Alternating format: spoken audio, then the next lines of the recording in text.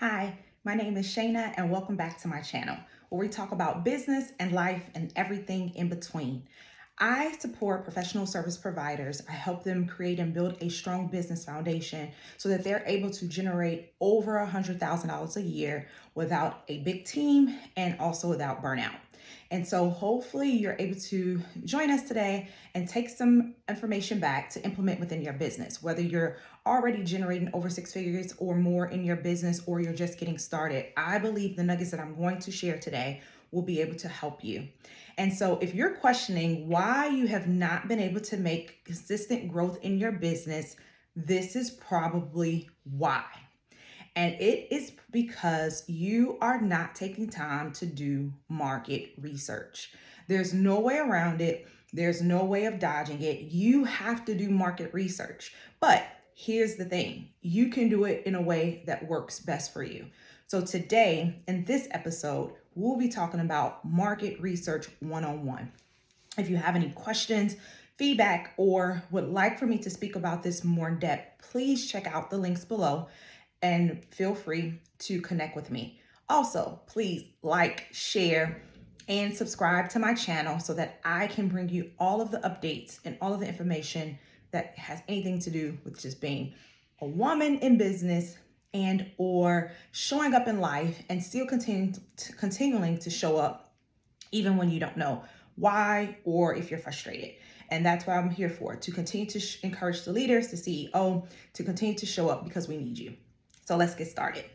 I have my notes here, and so I will be using them to guide us through this conversation. So first thing, let's talk about just basics and let's talk about what market research is. And so market research is collecting data. You hear me talk a lot about data on my channel because if I would have known this in the beginning, I would have been able to grow a little bit quicker, right? It's important. There's no way around it. You can't escape it. So first, when we talk about market research, let's talk about techniques for effective market research. You want to be able to create a engaging question and or survey that leads their problems, your ideal client or customer, to you as the solution, right? You as a solution, you as the thought leader, you as the go-to person that has their answer. For example, if you are selling a service, and if you are selling, let's say, business consulting or business coaching, but you are creating an engaging question about what's your favorite ice cream. Now, granted, we are people and individuals buy from those that they like, know, and trust. And so being able to engage with them in a way that they're able to have that transparency and they're able to see themselves in you is amazing. But when they say, I like strawberry ice cream, do you have something on the end to bring them in further into your community that you can now serve them in a transformational way? Probably not. So that wouldn't be a good engaging and or lead generating question. However, if you were to say, are there any business owners in the near Chicagoland that's just getting started in business or that are that's a professional service provider that would like to network and connect? That is a very engaging question, very specific. And that person who signs up or connect with you in your community, you now can probably offer them solution services and or resources or tips to continue to build that like, know, and trust and relationship with them. And this is important. I can remember in the beginning of just getting started with business, I was kind of like all over the place. And a lot of people, they tell you, oh, niche down. That's where is money in the niching and the niches. But it's even deeper than that because you can't, personal branding is great and your business branding is great. And it takes a little bit of all of it to kind of bring it together. However, you want to be able to go deep with your client. And so you want your client to be able to identify you first as a solution or as a problem solver for them. And then as you guys grow in the relationship, you can go deeper and deeper with that particular client. You just don't want to be all over the place. And so another thing, go back and actually survey your past clients. And I help my clients actually create a system, and it's like a testimonial system. It's a funnel that those individuals that they work with, we actually have something that's automatically set up for them to go back to survey that client to see how was the customer service, how was their experience, What did they help them with? Where did they so that they can track actually where they grew? And this is very helpful. First of all, it's automated, so it's not something that you have to remember to do. Literally, there's systems that we create help them create that is already in place and it's automatically generated. Saves them money and time, and it's not a gap, right? So this is very important. So you want to go back to survey those past clients because they're going to help you identify, okay, well, how did they find me? Okay. That should be a question that's already something, a part of the onboarding and intake process. How did your customer or client find you? And from there, where did they start? What made them search you? What was like those SEOs that they may have typed into Google and your company populated? Or what is that SEO that may have typed into Instagram and your personal account or account populated? These are very important questions because now this allows you to zone in on more customers or clients that you've already served, and then you actually have the language for them. You know where they're hanging out, you know what their problems are, you know what they're interested in, you know where they're trying to go. And this can really help you. So creating a survey for past customers and clients to track their process or their funnel of how they met you from point A to point B is very effective when it comes to market research. Also, be intentional about what you're asking.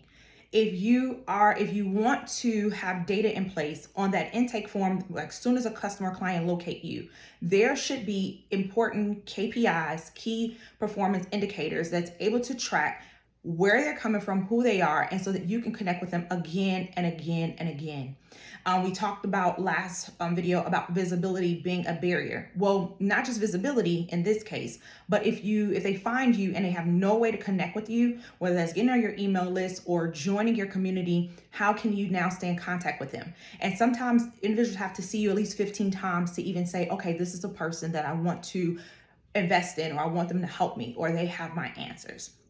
So you have to be intentional about collecting that data. Next, identify your target market or your target audience. I think about who is your ideal client and then who is your target client. Sometimes this is the same customer or client, sometimes it's different. Because if you're selling a product and or service that maybe connect with, let's say, a child, this child may not have access to resources. Maybe they get an allowance from their parents, maybe they don't. So you now would have to provide information and market to the parent of that child, right? In this case, that can be difficult, right? Because your ideal client may be the child, but your target market now has to be the parent. So you have to be very intentional about doing the research to identify, okay, who's my target client, who's my ideal client. My ideal client is the client I want to pay me, the client that I can relate to, the client that I know back in front of my hand, the client that I know I can build quick trust with because they're me, or I've helped that client over and over again. The target market may be, okay, the top of the funnel. I love to work with women. I love to work with believers, Christian believers. So this is your top funnel. So you're going to probably bring in a lot of those target market customers or clients because they're coming in off of relatability. They're coming in off of trust, of likeness, or knowing that you're their person, or you may have said something or done something. They may see something that they're able to connect with.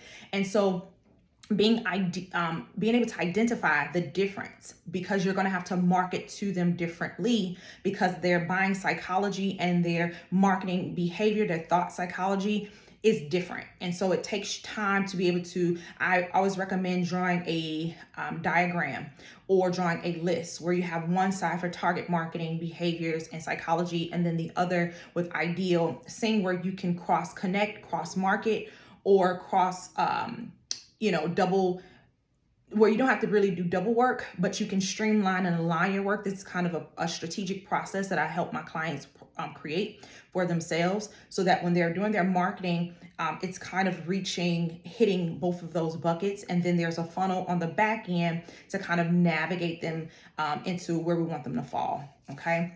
And if this is something that you are trying to create or for yourself and or trying to kind of like customize or change because you want to actually grow your company and your business is something that I can support you with, go ahead and click the link below and schedule a call with me. Okay. my books are actually open. So I'm actually taking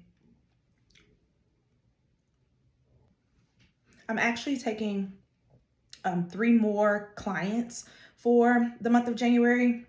So my books are open.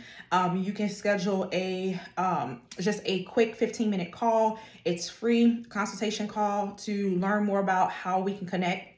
But one of our offers that we've been getting clients to sign up for this month, because it is the beginning of the year, and a lot of my clients, they are trying to reconstruct their business, and they're in the process of solidifying their business strategies and goals, is our impact session. So this is sometimes it runs over, but it's supposed to be a 60-minute session where you can ask me whatever questions you need to ask, and we're able to create a strategy for you to say, okay, this is what you need to do. And it's an amazing call. It's something that you're able to use to align your year, align your business goals and or personal goals as well. And it's an impact session. So it's an hour session. If you're interested, and you can just when you sign up for a call, we can go more in depth of what that looks like. But it's a 60-minute session. Sometimes it runs to 90 minutes because we get to talking and we're creating a plan. And then we want you to be able to get your questions answered. And so I would love for you to jump on my calendar, go ahead and use the link below to schedule a call. And last but not least, let's talk about case studies. So case studies are very important, and they're really helpful in the startup phase for startups. Why? Because when you think about Walmart and or Target, they are well-known brand and or businesses.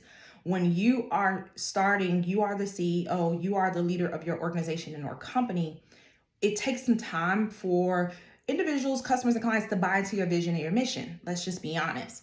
And so what happens is when you take time to create a case study, meaning you've worked in close proximity with a customer or client, and you're going to use this to walk an ideal customer or client through a process where they're able to now mirror to say, hey, wow, that customer she helped, that sounds like me, right? This should include information about point A to point B from the beginning of what that company was struggling with, or what you or that client was struggling with, that's going to help you navigate. And what did you use? What were your processes and or methods or systems that help them get through from point A to point B? Being able to clearly identify that transformational process that you took them through.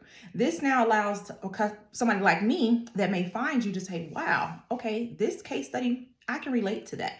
I have that exact same problem. So if you help them, you definitely can help me. Let me give you my money. How can I give you my money? And so creating a case study can allow you to have a duplicated process, right? Because now this is something that you're not just recreating the wheel over and over again, but you're now able to actually streamline and go more in depth with your system so that you can duplicate that, which allows you to now position your company to scale. And so we create those as well, give you a blueprint and an outline of how you want to create that. And this is something that you can continuously use in your business, okay? And so those are the three things I wanted to kind of talk about. I hope they were able to help, and make sure that your business is not being stagnant and or stuck because you're not doing market research. Market research should be something that is continuously done. This is not just a one and done thing, but you should be doing market research or reviewing market research at least once a quarter. So you should set time aside to go back through the things that you've already created and gathered, seeing where you can critique and or duplicate and clarify and or streamline. And you can use these three different sections to walk your company and your business through. So techniques for effective research is what we talked about first.